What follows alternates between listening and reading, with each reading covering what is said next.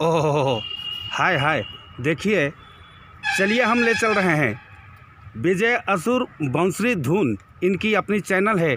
आज बड़ी दिनों के बाद कईम रुमानी के पास कईम रुमानी और विजय जी से मुलाकात हो रहा है और इनको आरएसबी मल्टीमीडिया में काफ़ी सपोर्ट और काफ़ी आरएसबी मल्टीमीडिया से इनको मोहब्बत मिलता है।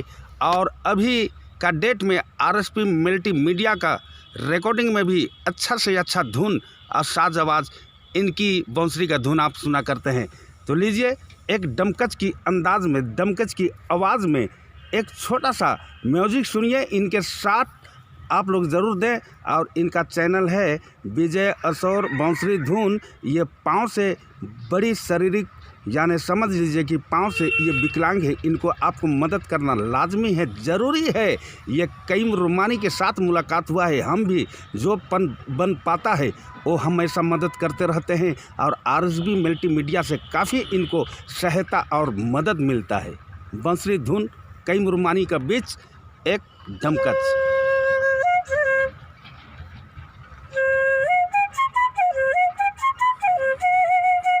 ओह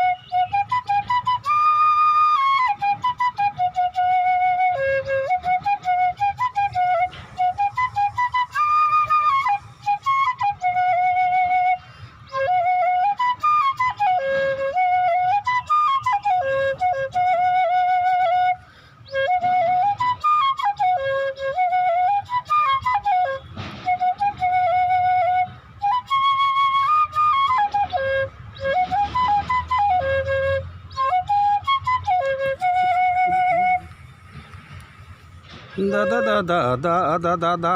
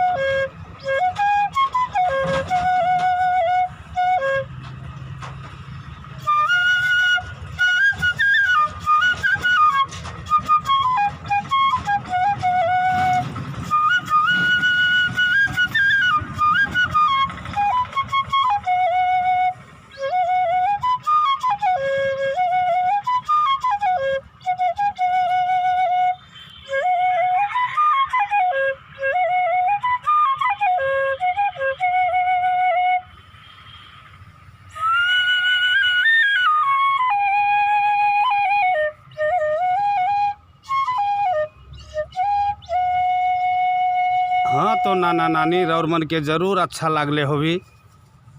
राउर बेटा हके, नाती हके, पोता हके, रौर मन के अच्छा लागले होगी तो एगो लाइक बनेला माय, बनेला दादा, बनेला बुच्चू, अरे बछरू, ए पठरू, हमार विजय असोर बंसरी धुन के चैनल के लिए एगो लाइक ज़रूर करबा। एखन फ़िलहाल एक पर एक ये कईम रुमानी के चैनल के लिए ई बनावल जाते। कईम रुमानी अपन चैनल हमर नाम से है, कईम रुमानी के नाम से चैनल खुलल है। सीधे यूट्यूब में जाके लाइक सब्सक्राइब ज़रूर करब। शुक्रिया है। इनकर नाम विजय असोर बंसरी धुन, इनकर भी अपन चैनल है। जब देखब तभे यानी जब देखब तभे इनकर चैनल के रौरे हेल्प और मदद करब। आरएसपी मल्टीमीडिया से भी इनकर काफ़ी सपोर्ट मिलेला। आरएसपी मल्टीमीडिया में रिकॉर्डिंग भी होवेला और गरीबों का सहायता भी होवेला। छोट बड़ सब कलाकार के आरएसपी मल्टीमीडिया आलोक राज और अमर जी से मोहब्बत और प्यार मिलेला। शुक्रिया।